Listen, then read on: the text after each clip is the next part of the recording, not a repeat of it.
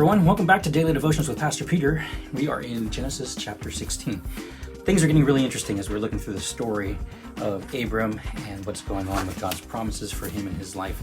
Again, it's difficult for us sometimes to grab onto the promises that God has promised us because sometimes we are so human.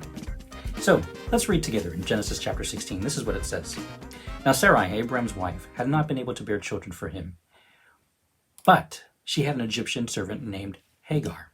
So Sarai said to Abram, "The Lord has prevented me from having children. Go and sleep with my servant. Perhaps I can have children through her."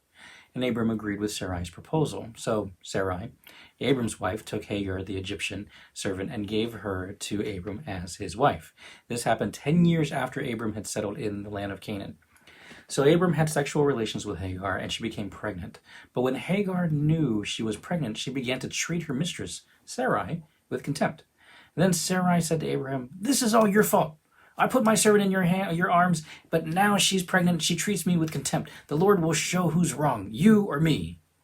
Abram replied, "Look, she is your servant, so deal with her as you see fit."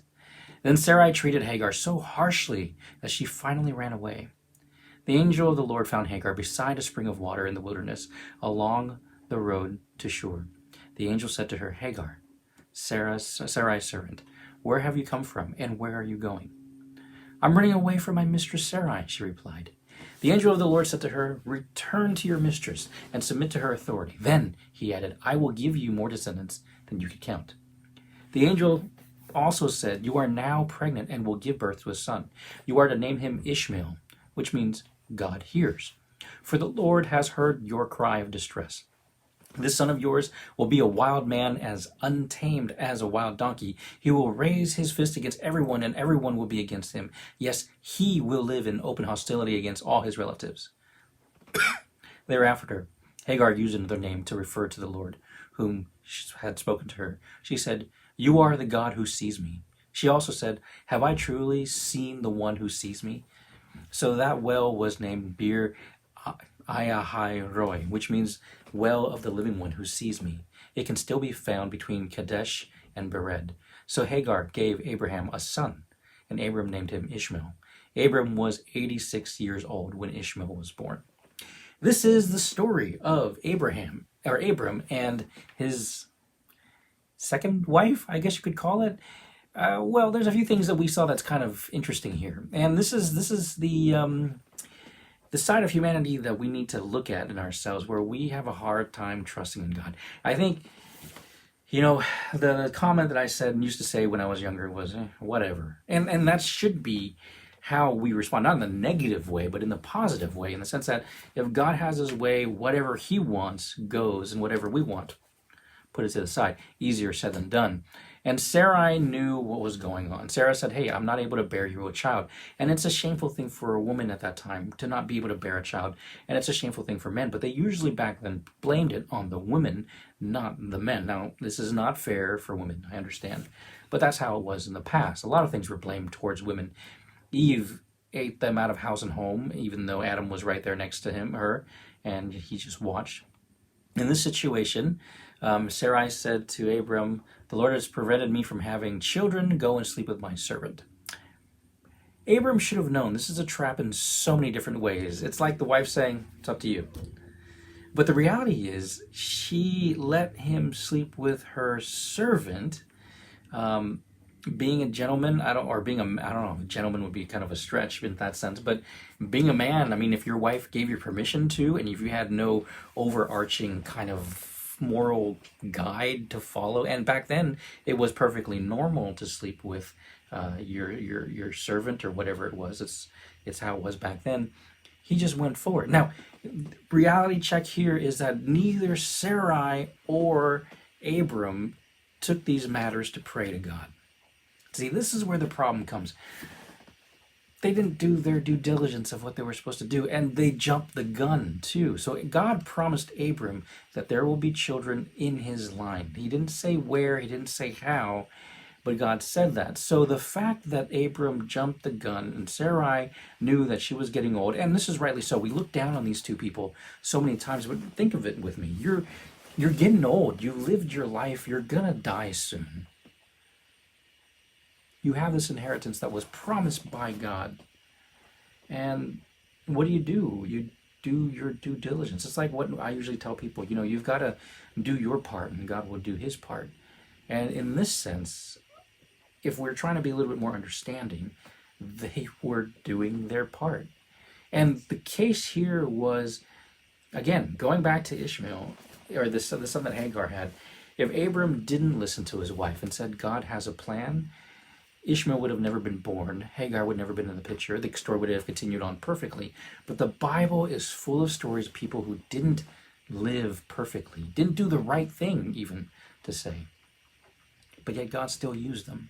See, this again gives us hope that in our stupidity and in our own decision-making process, whether it's stupid or not, but God uses those and he allows them to happen. Though the ramifications of what decision that was made will come back and bite us in the rear later on. And we see that not only back then, but also in society today. And so as he continued to move forward with this, verse 4, so he had sexual relations with Hagar and she became pregnant. So we know that the fault wasn't Abram's fault, technically, because he was able to have children with Hagar. But see, jealousy comes in. Jealousy is a scary thing, I'll have to say that. And people who are jealous can do a lot of crazy things. And Sarai mistreated Hagar. And to say that her jealousy put her in a rage, how she treated Hagar shouldn't be anything that we should be surprised of. Looking into human nature, looking into the reality of jealousy, that was normal behavior. Not godly behavior, but normal behavior. And so Abram just shrugged her off. And he said, look, she's your servant, so do with her as you see fit. And so Abram was like tired of hearing Sarai, probably, or didn't want to get involved. And we see how Abram was. He's kind of an avoiding kind of personality. That goes with the whatever mindset. And so that's what he did. He just, moved on. So we see here, God's promise still came true. The descendants will go through Ishmael, but then Ishmael would live in hostility. Now, if I'm not mistaken, I heard this somewhere that Islam claims Abraham as one of their forefathers. They're descendants of Abraham, but through the line of Ishmael. I'm going to check on this later. Maybe I'll make an adjustment in my next video. But if that's the case, then yes, this prophecy has come true too. Verse 12, yes, he will live in open hostility against all of his relatives. Therefore, Hagar used, and then so the name the Lord sees. But then the reality is there is hostility between people groups within the Middle East. We kind of wonder, where did this hostility begin from Israel? And we look back, we could see why hostility is there. Because, Israel, through Abraham, was supposed to be a people group that was chosen by God to take that land. And yet people in that region would say, hey, that's not fair. And most likely because Israel did take that land. It's a rough situation. And so we could trace back hostility all the way back to Abraham's time. So that's something for us to think about. But then that also lets us see the repercussions of our actions and how we need to be very careful of how we respond and do things, because, hey, a bad decision may not kill you, but may cause problems for generations later on down the road. Something to think about.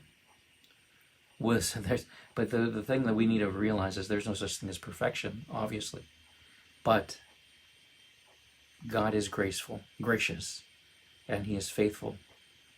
And so we need to trust in him and realize that only he can save us from our actions, because we don't even know what's going to happen next, but we do know that he knows, so we can trust in him. All right, friends, that's it for today.